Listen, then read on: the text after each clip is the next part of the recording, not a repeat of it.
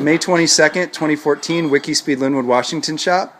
I'm here with Justine and Conrad giving us a demo for what happened during today, and we'll be doing a little bit more tonight. But what got done so far? So far we have, this was my plan. Unpacked this car body and also a car body in bay 4. This being, it has a separate front and rear end and then 2 doors right there that aren't actually put together.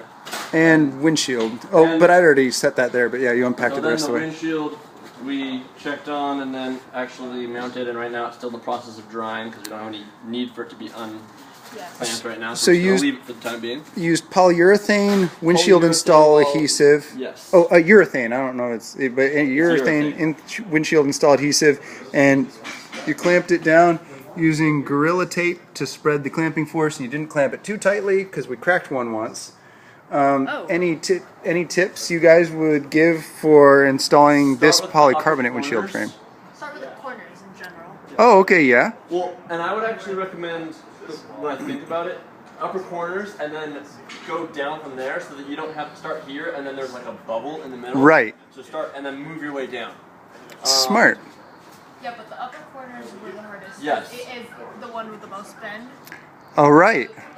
And then a block of wood actually, if you can press it up, gives it the shape.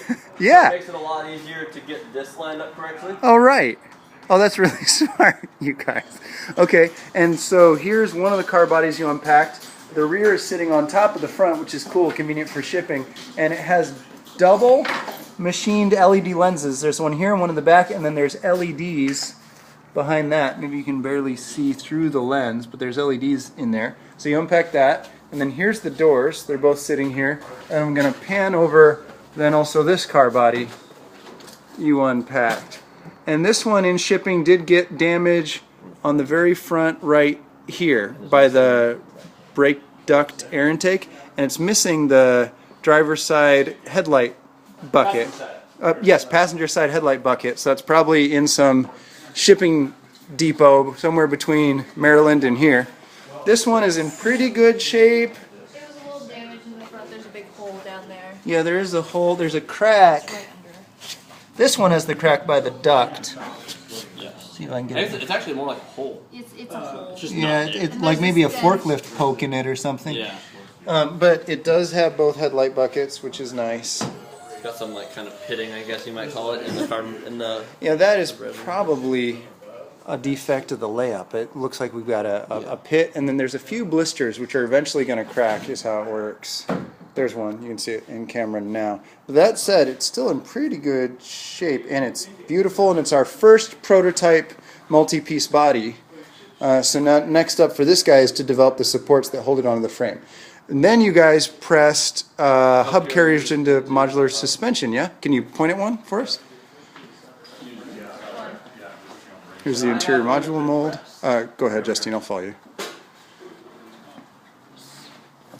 Oh, here's one. So that's a rear modular bearing. Yes, we pressed in the hub carrier to the bearing carrier, so now it's all put together.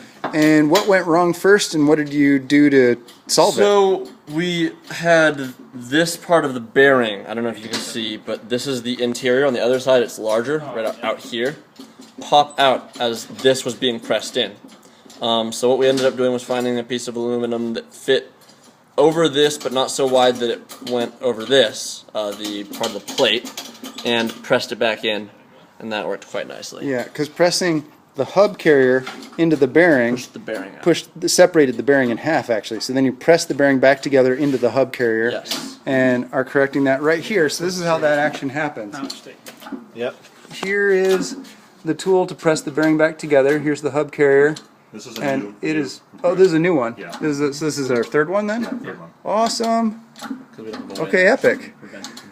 So then the summary of what we're attempting to do next is we're pressing together this full set of modular bearing knuckles. Then we're going to install the brake rotors or discs, and then we're going to install the brake calipers on these guys, and then lay them out next to the chassis. If we still have any time, and the dance music isn't too loud and we're not too drunk, we'll machine the prototype A-arms to hold these guys on, which is the real big win. Because once that's on, then we can actually test these at low speed. So all of this preparation is in order to measure and fabricate the prototype A-arms. Rad, Justine and Conrad, from the part you did earlier today, anything you'd want to add to that? Nothing in particular, no. I think that's about it. Wraps it up. Thanks, guys. Yes.